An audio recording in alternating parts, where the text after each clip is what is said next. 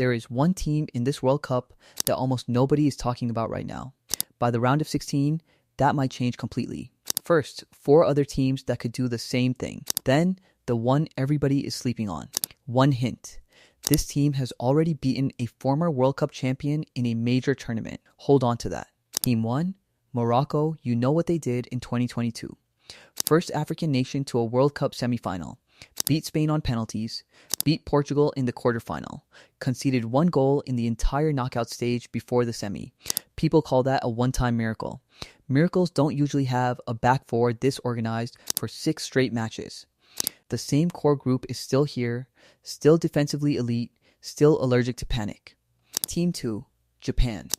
Since 2022, they have beaten Germany, Spain, Brazil, and England.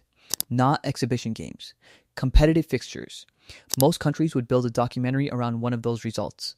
Japan has 4 and barely mentions it.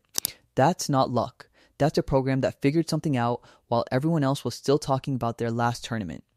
Here's the thing about upsets. Everyone treats them like lightning, random and unrepeatable. But look at the teams that actually pull them off across the last few World Cups, and a pattern shows up almost every time.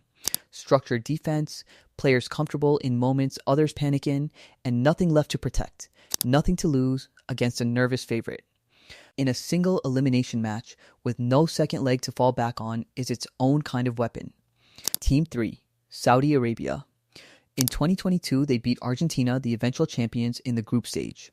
High press, no fear, a front line willing to sprint at world-class defenders for 90 straight minutes. Beat the eventual winner once, people call it an anomaly. Do it again, it stops being an anomaly and starts being a method.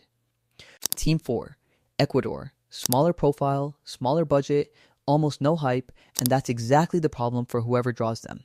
Compact, physical, disciplined in a way that frustrates teams built around flair. Favorites don't lose to flashy teams as often as people assume. They lose to teams that refuse to open up. Ecuador has been that team before. So, back to that hint. A team that already beat a former champion in a major tournament. 4 teams down. 1 left. Team 5, Canada. Co-hosting this World Cup, which usually gets you written off as the team that's just happy to be there.